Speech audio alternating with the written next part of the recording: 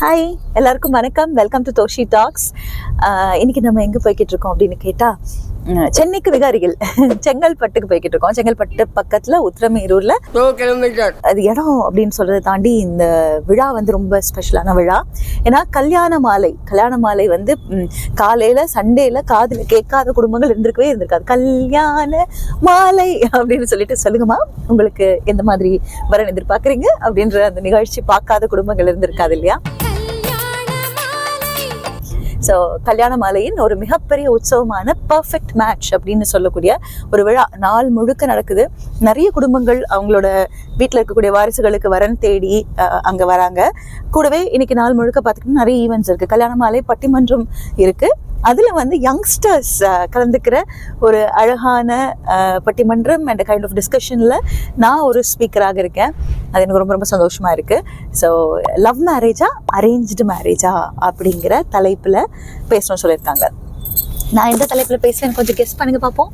சொல்லு, நீ தான் தைரியமான சொல்லு. எஸ், நம்மளா லவ் பண்ணியே கெட்டு போகிற ஆட்கள். எஸ், லவ் மேரேஜ் தான் பெஸ்ட் அப்படிங்கிற டைட்டில் தான் நான் பேச போகிறேன். இன்னைக்கு அதுக்காக அப்படியே நாங்கள் கிளம்பி போயிட்டு இருக்கோம். எங்க கூட கார்த்தி இருக்காரு, இந்த பக்கம் ராஜ் இருக்காரு, இங்க ரமணா அண்ணா இருக்காங்க. ஸோ எல்லாரும் நாங்கள் வந்து கிளம்பி போயிட்டு இருக்கோம். நீ தனியா போனாலும் பரவாயில்ல, கூட இந்த குட்டை கோழி வேற வரேன்றானே. லவ் மேரேஜ் ஏன் பெஸ்ட் கார்த்தி? வந்து இப்ப நான் என்ன உங்கள்கிட்ட சொல்றது கேட்கணும்ல, நானே பேசிட்டு இருந்தேன். இப்படி பரவாயில்ல, இட்ஸ் ஓகே, எல்லாமே இருக்கட்டுமே. எங்க உன் கிம்பல் அதெல்லாம் எதுக்கு வாங்கின? சாமி கும்பிட பூஜை போட வச்சிருக்கியா? பேசாம தூங்கி இருக்கலாம், நானே வந்து மாட்டிக்கிட்டேனே. எனக்கு எப்பவுமே டீம் மேல வரக்கூடிய கடுப்பு என்னன்னா, எல்லாருக்கும் எங்க ஆபீஸ்ல இல்லாதது ஒண்ணும் கிடையாது, ஆனா எதுவுமே எடுத்துட்டு வர மாட்டானுங்க. எல்லாத்தையும் பூஜை பண்ணிடுவானுங்க. அங்க வந்து ஆடியன்ஸ் கிளம்பி போறதுக்கு முன்னாடி இவனுங்க எல்லாத்தையும் பேக் பண்ணிடுவானுங்க. நான் கேட்பேன், டேய் விழாவே நம்மளோடதா, நீங்க ஏன்டா பேக் பண்ணீங்க அப்படின்னு கேட்டா, அக்கா முடிஞ்சிருச்சு இல்ல அப்படின்னுவாங்க. ஒரு இடத்துல யாராவது வெளியில கூட யாராவது க்ளோஸ் அப்படின்னு சொல்லிட்டா போதும், நமக்கு தான் சொல்லிட்டாங்க போல, வைண்ட் அப் சொல்லிட்டாங்க போல அப்படின்னு சொல்லிட்டு இமீடியட்டா க்ளோஸ் பண்ணிடுவாங்க. இப்ப கேட்டா பாருங்க, கிம்பல் இருக்கு எங்க கிட்ட, வந்து இது ட்ரைபாட் இருக்கு, சிங்கிள் மோனோபாட் கூட இருக்கு ஷேக் ஆகாம எடுக்கிறதுக்கு. ஆனா கேட்டா ஷேக் ஆகுது, ஹைவே போய் எடுத்துக்கலாமா? என்னடா அவங்கள வச்சுக்கிட்டு நான் நடத்துறேன் பாரு ஒரு கம்பெனி, என்ன சொல்லணும்? கூட இருக்கவங்க போட்டு நெஞ்சில குத்துறாங்க, முதல்ல குத்துறாங்க. இப்போ வந்து நம்ம ஒரு ரிஹர்சல் பார்க்க போறோம். ஏன்னா எப்படி எல்லாம் கிடிக்கி பிடி போடுவாங்க மத்தவங்க அப்படின்னு தெரிஞ்சுக்கிறதுக்காக ஒரு ரிஹர்சல் பார்க்க போறோம். இப்போ கார்த்தி, நீ வந்து அரேஞ்ச்டு மேரேஜுக்கு பேசுறியா? ஓகே தான். மேரேஜ் ஆனா போதும், இதுல அரேஞ்ச் என்ன லவ்? 90s தானே நீ, தெரியுதுடா. லவ் வந்து எப்போ நம்ம ஆபீஸ் மேல ஒரு வர்க்ல தான் இருக்கும். அப்பா அப்பா அப்பா அப்பா அப்பா. ஏய், உன்னை தெரியும்டா எனக்கு. நீ சொல்லு, உனக்கு ஒரு பாயிண்ட் சொல்லு, ஏன் அரேஞ்ச் மேரேஜ் வந்து பெஸ்ட்னு நினைக்கிறேன்? இப்போ உங்களுக்கு தெரிஞ்சிருக்கும், இப்போ 90s கிட்ஸ் வந்து நம்ம இப்ப இருக்கிற இந்த வாட்ஸ்அப் காலம் வந்து அப்ப கிடையாது இல்லையா? இப்போ ஒரு பொண்ணு ஏதோ ஒரு இடத்துல பாத்துட்டோம்னு வச்சுக்கோங்களேன், வெயிட் பண்ணி திருப்பி அடுத்த நாள் வெயிட் பண்ணி தான் அந்த இடத்துல பார்க்க முடியும். டக்குன்னு போய் நம்ம ஃபேஸ்புக்ல ரிக்வெஸ்ட்ல கொடுத்து அந்த மாதிரி டைம் கிடையாது இல்ல அப்போ. சோ அப்படி இருந்து வரும்போது திடீர்னு அவங்க கிட்ட நம்ம வந்து அவங்க கிட்ட பேசும்போது அது ஒரு ஃபீல் இருக்கும். இப்ப அதே மாதிரி தானே அரேஞ்ச் மேரேஜ்ல இருக்கும். இப்ப லவ் மேரேஜ்னா ஒரு வருஷம் 2 வருஷம் லவ் பண்ணுவீங்க, நிறைய பேசிட்டு இருப்பாங்க. சோ அதுலயே முடிஞ்சு போயிடல. கல்யாணத்துக்கு அப்புறம் திருப்பி அதே மாதிரி ஒரு லைஃப் தான் வாழ இருக்காது இல்ல? இல்ல, நான் உன் பாயிண்ட்ல இருந்து சொல்ல, 90s கிட்ஸ் அழகா எனக்கு நீ பாயிண்ட் எடுத்து கொடுத்துட்டு, ஆனா நீ தப்பா வந்து அத கான்செப்ட மாத்திட்ட. இப்போ 90s கிட்ஸ் லவ் பண்றது எவ்வளவு பெரிய கஷ்டமான விஷயம் யோசிச்சு பாரு. வாட்ஸ்அப் காலகட்டத்துல நாங்க லவ் பண்ணல, நாங்க லெட்டர் போடுவோம், அடுத்த நாள் அதே இடத்துல பாக்கணும். அவங்க அப்பா இருக்க கூடாது, அவங்க அண்ணன் இருக்க கூடாது, அவங்க தங்கச்சி இருக்க கூடாது. அந்த பொண்ணுக்கு அந்த லெட்டர் போய் சேர்ந்துச்சா, வீட்டுக்கு லெட்டர் போட முடியாது. நம்மளோட கம்யூனிகேஷன் என்ன, நம்மளோட விஷயங்கள் என்ன அப்படிங்கிறது ஒரு பாட்டு மூலமா, ஒரு கடிதம் மூலமா, ஒரு ஆளை பிடிச்சி அவங்க கையில லெட்டர் போய் சேர்ந்து நமக்கு அது மறு கடிதம் வந்து அடுத்த நாள் அந்த பொண்ணு நம்மளை பார்க்குமா பார்க்காதா, அந்த பையன் அக்செப்ட் பண்ணிப்பானா மாட்டானான்னு யோசிச்சு பார்த்து லவ் பண்றதுல இருக்கிற த்ரில்லை விடவா, வீட்டுல நீங்க வந்து எல்லாரும் பார்த்து வச்ச ஒரு பொண்ணை சமையல் கட்டுல இருந்து உங்களை எட்டி பார்க்கும் போது வரும்போது உங்களுக்கு ஒரு ஃபீலிங் வந்துடும். எங்களுதுலதான் த்ரில் ஜாஸ்தி, எக்ஸைட்மெண்ட் ஜாஸ்தி, சஸ்பென்ஸ் ஜாஸ்தி. நிறைய போறான்டா. யாருக்கும் தெரியாம பொத்தி வச்சு லவ் பண்ணி ஒரு நாள் அப்படி அந்த பானை சட்டியை உடைச்சு 4 அடி வாங்கி மறுபடியும் அதுக்காக போராடி ப்ரூவ் பண்ணி நாங்க கல்யாணம் பண்ணிக்கிறோம்ல, கிட்டத்தட்ட நாங்க ஒரு சினிமா படம் எடுக்கிற மாதிரி சார். நீங்க சொல்றது கரெக்ட் தான். நான் இந்த காலத்துக்கு சொல்லிட்டு இருக்கேன். நீங்க சொல்ற அந்த லெட்டர் போடுறதெல்லாம் இருந்துச்சு, அது வந்து அந்த லவ் மேரேஜ் நல்லா இருந்துச்சு, ஒரு எக்ஸைட்மெண்டோட இருந்துச்சுன்னு சொன்னேன். இல்ல நீங்க இப்ப அது இல்லல்ல. 90s சொன்னதுனால நான் அந்த இடத்துக்கு வரேன். இப்பவும் அதே எக்ஸைட்மெண்ட் இருக்கு.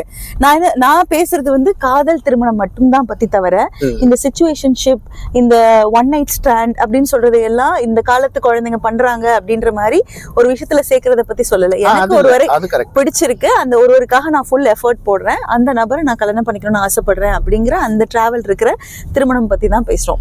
இன்னைக்கும் நீங்க என்ன சொன்னாலும் பேப்பர் எடுத்து பாக்குறீங்க, காதல் திருமணத்தை ஒத்துக்கிற குடும்பங்கள் அப்படின்னு பாத்துக்கிட்டீங்கன்னா நிறைய மாதிரி இருக்குதான், இல்லன்னு இல்ல. ஆனா எல்லாருக்கும் அது நிகழ்தான்னு கேட்டா கண்டிப்பா கிடையாது இல்லையா? சோ நம்ம ஒருத்தவங்களை லவ் பண்றோம் அப்படின்னா நம்ம செட்டில் ஆகணும், நம்ம ஃபினான்ஸ் பிளான் பண்ணணும், வீட்டு சப்போர்ட் கிடைக்காது, ஃபேமிலியோட சப்போர்ட் கொஞ்சம் குறைவாக இருக்கும், அவங்க லாங் டிஸ்டன்ஸா போகலாம், இல்ல வந்து நம்ம நினைக்கிற நேரத்துல திருமணம் நடக்க முடியாத ஒரு சூழல்ல கூட இருக்கலாம்.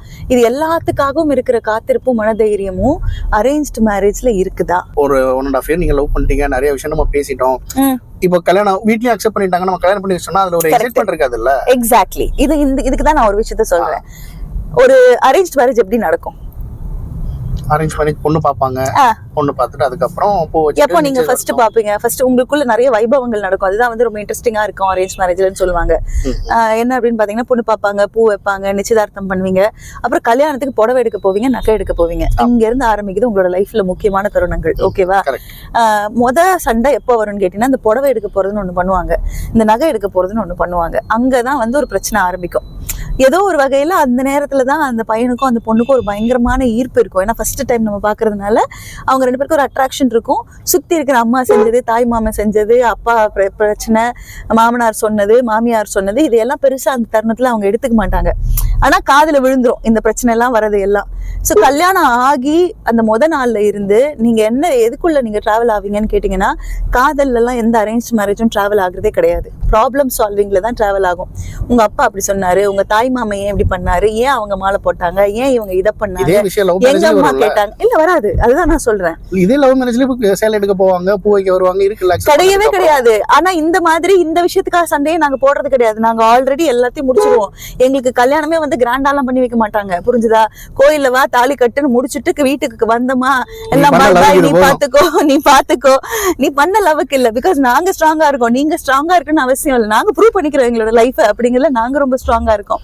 அண்ட் தேவையில்லாம அவங்க எதை சொன்னாங்க, இவங்க எதை சொன்னாங்கிற பிரச்சனையே வராது. ஏன்னா இதுல ஈக்குவலி நீ தானே பார்த்த, நீயே செலவு பண்ணிக்கோன்னு சொல்றதுனால 2 பேரும் பிளான் போட்டு, 2 பேரும் காசை போட்டு, 2 பேரும் சேர்ந்து கல்யாணம் பண்றதுனால எங்களுக்கு இவ்வளவுதான் பட்ஜெட், இதுக்கு மேல செலவு பண்ண முடியாதுங்கிற தெளிவு எங்களுக்கு ரொம்ப ஜாஸ்தி இருக்கும். ஆனா அங்க அப்பா காசுல செலவு பண்ணுவீங்க, உங்க அப்பா இதுதான் பண்ணாரா, உங்க அம்மா இவ்வளவுதான் பண்ணாங்களா அப்படின்னு 1008 சிக்கலை சரி பண்றதுல உங்க வாழ்க்கை ஆரம்பிக்குது. நாங்க ஆல்ரெடி சண்டை எல்லாம் போட்டு நீங்க சொல்ற எக்ஸைட்மெண்ட் எல்லாம் முடிஞ்சு போய் ஃப்ரெண்ட்ஷிப்ல கல்யாணத்தை ஆரம்பிக்கிறோம். ஸோ அதனால எங்களுக்கு நார்மலா ஜாலியா ஃப்ரெண்டா போகும். ஆனா இந்த டிவோர்ஸ் ரேட்ஸ் பத்தி பேசும்போது இதை நான் இங்க உங்களுக்கு சொல்றேன், உங்களுக்கே தெரியும் பெண்கள் எவ்வளவு ஸ்ட்ராங்கானவங்க ஒரு குடும்பத்துல அப்படின்னு சொல்லிட்டு. எந்த அளவுக்கு தெரியுமா? ஏன் வந்து அரேஞ்ச் மேரேஜஸ்ல டிவோர்ஸ் நடக்கிறது இல்லை? அரேஞ்ச் மேரேஜ்லயே நடக்கிறது இல்லைன்னா அப்பதான் 2 பேருமே அந்த வாழ்க்கையை ஆரம்பிச்சிருப்பாங்க. ஸோ கொஞ்சம் அட்ஜஸ்ட் பண்ணி போக வேண்டிய சூழல்கள் இருக்கும். 2 பேருமே கொஞ்சம் அட்ஜஸ்ட் பண்ணி போவாங்க. சொசைட்டி ப்ரெஷர் அது மட்டுமே காரணம் சொல்ல முடியும். குடும்பங்கள் வந்து என்ன சொல்லுவோம், ஏதாவது பிரச்சனை வந்துச்சுன்னா பொறுத்து போ அப்படின்னு. எந்த அளவுக்கு பொறுத்து போகும்? ஒரு உதாரணம் நான் சொல்லவா? நீங்க சொல்ற மாதிரி அரேஞ்ச் மேரேஜ்ல நான் ஒத்துக்கிறேன், 100% டிவோர்ஸ் ரேட்ஸ் கம்மி தான், டவுட் இல்லை. எந்த அளவுக்கு ஏன் அப்படின்னு கேட்டிங்கன்னா, கல்யாணம் ஆகி 2 குழந்தைங்களுக்கு தகப்பனாகி இன்னொரு பெண்ணை போய் யாருக்கும் தெரியாம கோயில்ல கல்யாணம் பண்ணி அந்த பொண்ணு நிறை மாத கர்ப்பிணியா இருந்து அந்த ஆண் மேல கேஸ் போட்டாலும் என் கணவன் குழந்தை மாதிரி அப்படின்னு சொல்லிட்டு கையை பிடிச்சிட்டு கோர்ட்டுக்கு பொறுப்பண்டாட்டிங்க இருக்கிற வரைக்கும் அரேஞ்ச்டு மேரேஜ்ல டிவோர்ஸ் நடக்கவே நடக்காது. புரிஞ்சுக்கோ, புரியாதவன் புரிஞ்சவங்கிட்ட கேட்டு தெரிஞ்சுக்க. குடும்பமானம் என்னானாலும் என் புருஷன் எனக்கு மட்டும்தான் அப்படின்னு இருக்கக்கூடிய மடப்பெண்கள் எவ்வளோ இருக்காங்க. அதையும் தாண்டி முடிவெடுத்து அப்பா அம்மா கிட்ட சொல்றாங்கன்னா பொறுத்துப்போன்னு சொல்ற அப்பா அம்மாக்கள் எவ்வளோ பேர் இருக்காங்க. சமீபமா வரதட்சணையினால இறந்து போன கொங்கு சைடு இருக்கிற ஒரு பெண்ணுடைய கேஸ் நம்ம எல்லாருக்கும் தெரிஞ்சதுதான். இதுக்கும் மேல நீங்க சொல்றீங்க ஃபேமிலி சப்போர்ட் இருக்கும், அதுதான் வந்து டிவோர்ஸ் ஆகாது அப்படின்னு சொல்லி. டீச்சர் ட்ரைனிங் முடிச்ச மதுரையில் இருக்கக்கூடிய ஒரு டீச்சர் பெண்மணி ஒரு தனியார் பள்ளியில் அவங்க டீச்சராக இருக்கிறாங்க. அவங்க கணவர் போலீஸாக இருக்காரு. வைஃபை போட்டு அடிச்சுட்டு நான் வந்து மலைப்பாம்பு மாதிரி அவள் கையை முறிச்சேன், அவள் கழுத்தை நெரிச்சேன் அப்படின்னு அவங்க தங்கை கிட்டையும் அவங்க அம்மா கிட்டேயும் சொல்லும் போது பெரியவங்க சப்போர்ட் பண்ணாங்களா, சிரிச்சாங்களா? இன்னும் இது மாதிரி நிறைய வாங்குவேன்னு சொல்லு அப்படின்னு சொல்லி அந்த ஆடியோவை நம்மள காதால கூட கேட்க முடியாது. இப்படிப்பட்ட சூழல் இருக்கக்கூடிய குடும்பங்கள்ல இருந்து இவ்வளோ அடி வாங்கிக்கிட்டு பெண்கள் பொறுத்துக்கிட்டு இருக்கிற ஒரே ஒரு காரணத்தினாலதான் டிவோர்ஸ் ரேட்ஸ் கம்மியா இருக்கு. இன்னொரு முக்கியமான விஷயம், இதே சர்வேல கடைசி லைனை படிக்க மறந்துட்டாங்க அந்த அட்வொகேட். அதுல என்ன சொல்லியிருக்கு அப்படின்னு கேட்டீங்கன்னா, டிவோர்ஸ் ரேட்ஸ் லவ் மேரேஜ்ல அதிகம் தான், அரேஞ்ச்ட் மேரேஜ்ல கம்மி தான். ஆனா கீழே என்ன போட்டிருக்காங்கன்னா, divorce rates doesn't decide the successful marriage life. இந்த சக்சஸ் ரேட் இன் மேரேஜ் வந்து இதுல டிசைட் பண்ணப்படல. இமோஷனல் பாண்டிங் லவ் மேரேஜில் அதிகம், ப்ரெஷர் ஆஃப் சொசைட்டி வந்து அரேஞ்ச் மேரேஜஸ்ல அதிகம்னு ஒரு கன்க்ளூஷன் பாயிண்ட் கொடுத்துருக்காங்க. அதை படிக்க மறந்துட்டீங்க. அது படிச்சா தெரியும். சுயமா முடிவெடுக்கிறவங்களுக்கு சுயமா தன்னோட லைஃபையும் ஹேண்டில் பண்ண தெரியுங்கிறதுனால தான் பிரச்சனை வந்தா லவ் மேரேஜ்ல செல்ஃப் டெசிஷன் எடுக்கிறோம். Got it? ஓகே.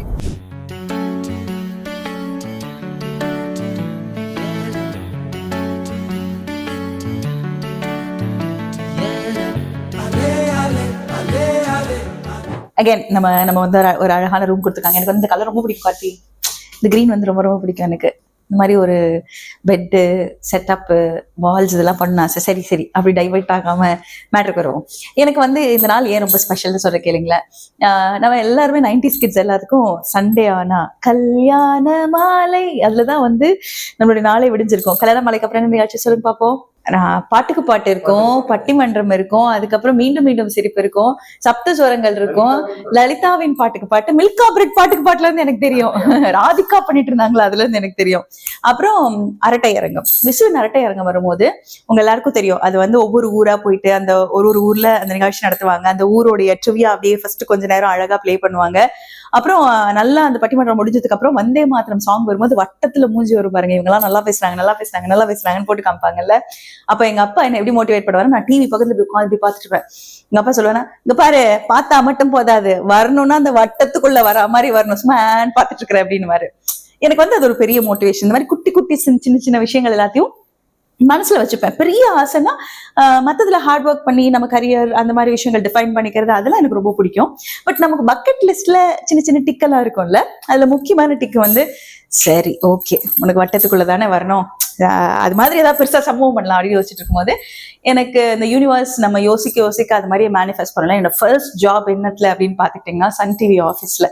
யோசிச்சு பாருங்களேன், அறிவாலயத்துல கலைஞர் ஐயாவை காலையில தினமும் பார்க்கக்கூடிய ஒரு வாய்ப்பு. அதே மாதிரி சூரியன் எஃப்எம்ல சென்னையில எனக்கு ஒரு வாய்ப்பு கிடைச்சது. அதுக்கப்புறம் நான் சன் டிவிலையும் வேலை செஞ்சிருக்கேன். அண்ட் முக்கியமா விசு சாரை வேலண்டைன்ஸ் டேக்காக இன்டர்வியூ எடுத்திருக்கேன். அவங்க மனைவியும் அவரையும் அவங்களோட வீட்டுக்கே போய் கிட்டத்தட்ட ஒரு மோர் தென் 8 hours இருந்திருக்கும். கொஞ்சம் பொறுமையா ஸ்டே பண்ணி அவரோட லைஃப் முழுக்க நிறைய கதைகள் பேசினாங்க. அப்போ என்னோட பக்கெட் லிஸ்ட்ல இருந்த வட்டத்துக்குள்ள என்ன அவர் வீட்டுக்குள்ளே வந்துட்டேன் பாரு அப்படின்ற மாதிரி இருக்கும். ஸோ அதுல முக்கியமான விஷயம் இந்த நம்ம பார்த்து வளர்ந்தது எல்லாத்தையும் நாம இருந்தா நாம பண்ணா அப்படின்றக்குள்ள நம்ம நிறைய நிகழ்ச்சிகள் நான் பண்ணிட்டுன்னு வச்சுக்கோங்களேன். பட் கல்யாண மாலை ரொம்ப ஸ்பெஷல். இந்த பட்டிமன்றம் வந்து கல்யாண மாலையும் பார்க்கும்போது இதுல யங்ஸ்டர்ஸோட விவாத நிகழ்ச்சியில லவ் மேரேஜா அரேஞ்ச் மேரேஜாங்கிற டாபிக்ல லவ் மேரேஜ் குரூப்ல அந்த செஷன்ல நானும் ஒரு ஸ்பீக்கரா இருக்கிறதுக்கு ரொம்ப ரொம்ப சந்தோஷம். கீழே ஒரு பைட் கொடுக்கணும்னு கூப்பிட்டாங்க. நான் அந்த நேரத்துக்குள்ள நம்மளோட சேனலுக்கு ஒரு பைட் கொடுத்துடலாமே அப்படிங்கிறதுனால பேசிட்டு இருந்தேன். என்ன கார்த்தி, சந்தோஷமா? ஹாப்பி தானே? இந்த மாதிரி நமக்கு நிறைய இருந்திருக்குல்ல 90s மெமரிஸ் எல்லாம். ஆமா, அந்த மாதிரி ஒரு சந்தோஷத்தோட நான் போய் பைட்ஸ் கொடுத்துட்டு வந்து மறுபடியும் கண்டினியூ பண்றேன். ஓகேவா? மீரா நாகராஜன் மேம் இப்பதான் பார்த்துட்டு வந்தோம், சாப்பிட்டுட்டு இருந்தாங்க. So she is a huge inspiration for me. So நிறைய அழகான கதைகள்லாம் பேசலாம். இது என்ன தெரியுமா, 90s கிட்ஸ் எல்லாருக்கும் இவங்களுக்கு தெரியாம இருக்கவே இருக்காதுல்ல. எஸ், அப்படியே திருப்பி நான் இங்க தெரியுமா, நல்லா இருக்குல்ல பார்க்க. கல்யாண மாலை பேச்சரங்கத்துக்காக பர்ஃபெக்ட் மேட்சுக்கு லவ் மேரேஜா அரேஞ்ச் மேரேஜா அப்படிங்கிறத பத்தி பேசுறதுக்காக வந்திருக்கோம். ரொம்ப அழகா இந்த செட்டப் பார்த்துருக்கீங்க, பியூட்டிஃபுல்லா இருக்கு. நிறைய பேர் மேல வந்துட்டு இருக்காங்க. ஸோ 3:30 ஆரம்பிச்சிடலாம்னு சொல்லியிருக்காங்க. 3:30ல இருந்து அப்படியே ஜாலியான ஒரு செஷன், யங்ஸ்டர்ஸ்க்கான செஷன். அதுக்கு அடுத்தது நம்மளுடைய சீனியர்ஸ்க்கான செஷன். முதல்ல நாங்க ஆரம்பிக்கலாமா?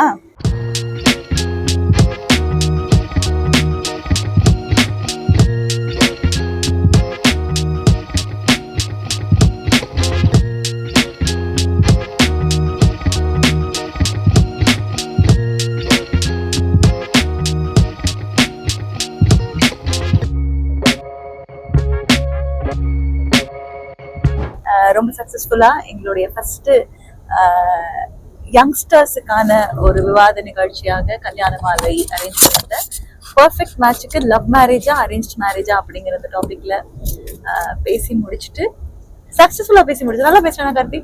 சூப்பரா பேசுறீங்க. அப்படியா? Yes, all point okay. நம்ம டிஸ்கஸ் பண்ணதெல்லாம் போட்டோமா? அதெல்லாம் போட்டோம். எல்லா பாலும் அடிச்சிட்டோமா? Okay fine. ஓகே, அழகா வந்து முடிஞ்சது. நிறைய டேக்அவேஸ் இருந்தது. என்ன சொல்லணும் அப்படின்னு கேட்டீங்கன்னா, இது வந்து ஒரு ரிலாக்ஸ்ட் பட்டிமன்றம் kind, because it's discussion kind of போச்சு. அடுத்தது வந்து பட்டிமன்றம் ராஜா சார் அவர்கள் நடுவராக இருந்து இந்த பக்கம் 3 ஸ்பீக்கர்ஸ், அந்த பக்கம் 3 ஸ்பீக்கர்ஸ் அப்படின்னு எஸ்பெஷலி பாரதி பாஸ்கர் மேம் வந்து பேசிட்டு இருக்காங்க. இதெல்லாம் நடந்து கொண்டிருக்கும் வேளையில் சென்னைக்கு மிக அருகில் இருப்பதால் நாங்கள் வந்து அப்படியே கிளம்பி வீட்டுக்கு போய்கிட்டு இருக்கோம். It was nice experience. ரொம்ப நாள் கழிச்சு ரொம்ப சந்தோஷமாக இருந்தது. நான் ஏற்கனவே சொன்ன மாதிரி எங்க அப்பா ரொம்ப சந்தோஷப்படுவாரு. பத்மஸ்ரீ மஹால் பேலஸுங்க, அது அவ்வளோ அழகா இருந்தது. நல்ல லைட் எல்லாம் பெருசு பெருசா பார்க்கவே நல்லா இருந்தது. எஸ்கலேட்டர் வச்சு ராஜா சார் கூட ரொம்ப அழகா கிண்டல் பண்ணியிருந்தாங்க. எங்க இது என்ன ஏர்போர்ட்டா இல்ல கல்யாண மண்டபமா அப்படிங்கிற மாதிரி ரொம்ப பிரம்மாண்டமான பியூட்டிஃபுல்லான ஒரு மண்டபம். நல்லா அழகா டிசைன் பண்ணியிருக்காங்க. உங்க வீட்டுல யாருக்காவது கல்யாணம் பண்ணணும் அப்படின்னா டெஃபினட்டா நீங்க வந்து இந்த மண்டபத்தை அணுகலாம். கல்யாணம் பண்றதுக்கு பொண்ணு பார்க்கணும் அப்படின்னா, மாப்பிள்ளை பார்க்கணும்னா கல்யாண மலையை அணுகலாம். ஓகேவா? அந்த நிகழ்ச்சி தொகுத்து வழங்கும்னா எங்களை அணுகலாம். அதற்கு உங்களுக்கு ஏதாவது ப்ரமோஷன்ஸ் வேணும்னாலும் எங்களை அணுகலாம். இப்படி எல்லாத்துக்கும் அணுகிக் கொண்டே இருங்கள். உங்கள் வீட்டில் நிறைய சுப காரியங்கள் நிகழட்டும் அப்படின்னு சொல்லிட்டு வேற ஏதாவது மறந்துட்டேனா? முடிஞ்சா போலாமா வீட்டுக்கு? Okay, bye bye. Please take care. இந்த மாதிரி நிறைய கண்டென்ட்டுகளுக்கு சப்ஸ்கிரைப் பண்ணிக்கோங்க. ஓகே, தேங்க்யூ ஃபார் வாட்சிங்.